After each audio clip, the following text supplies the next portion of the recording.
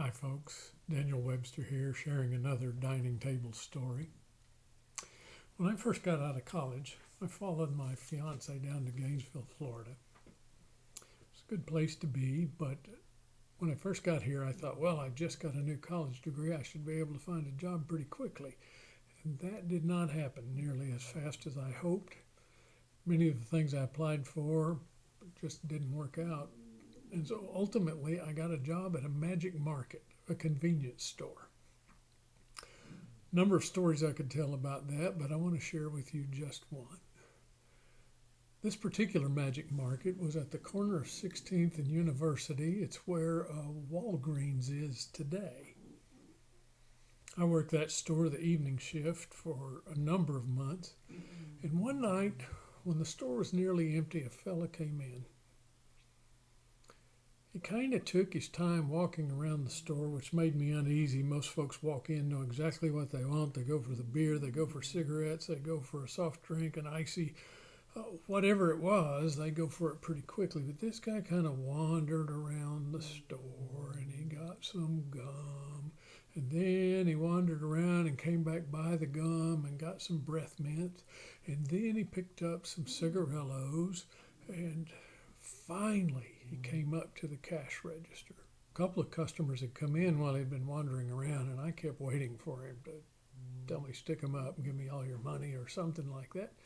But he didn't. He didn't look at me. He kind of kept his head down as he came up, and I rang up the charges on the things he was bringing. And as he handed me the money, he still didn't look up, but he said this. You know the Lord's coming soon.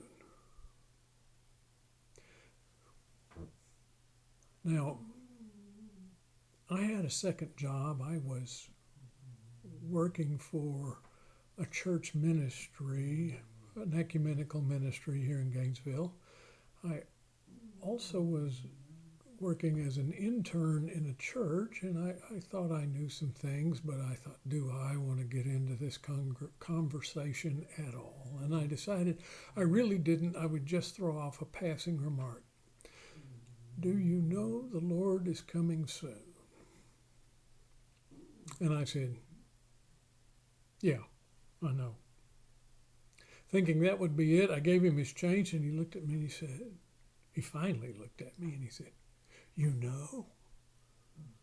And I thought, oh no, we're heading down the rabbit hole. He said, well, if you know, then you speak in tongues. I don't speak in tongues. I have nothing against folks who speak in tongues. I've prayed to speak in tongues. I haven't been given the gift of tongues, and I did not want to go down this rabbit hole any further. I kept hoping. To be honest, I kept praying another customer would come in this, but nobody came in. And the guy said, listen, I have the gift of helping people speak in tongues. He said, let me pray with you. I said, man, I'm on the clock. No. Let me pray with you. You need to be able to speak in tongues. You're not going to go to heaven if you don't speak in tongues. Oh, Lord, I said to myself, what have I gotten myself into?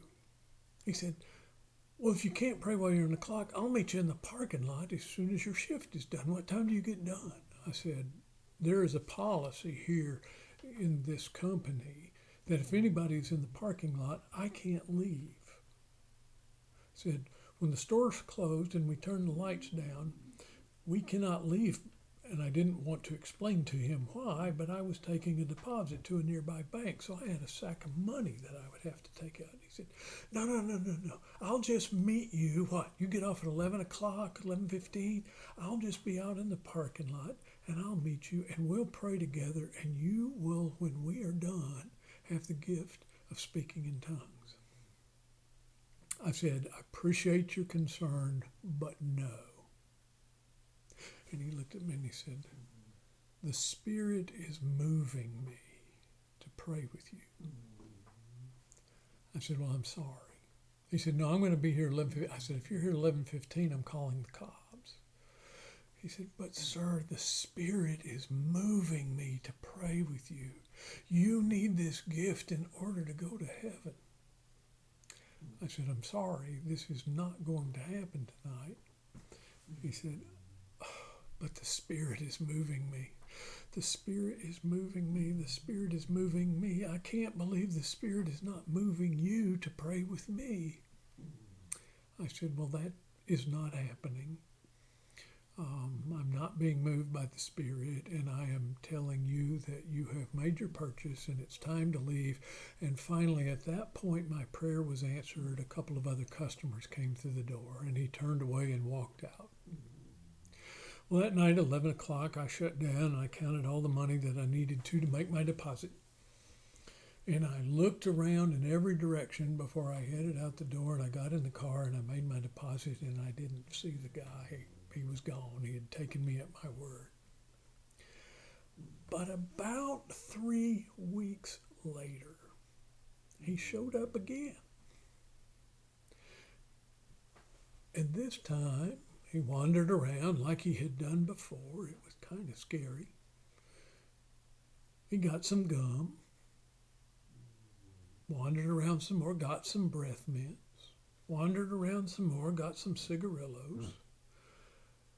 And then he wandered over to the medicine area and bought a little packet of X-Lax.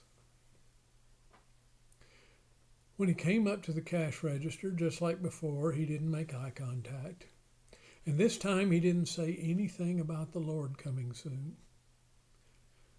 And he didn't say anything about praying with me that I might receive the gift of tongues.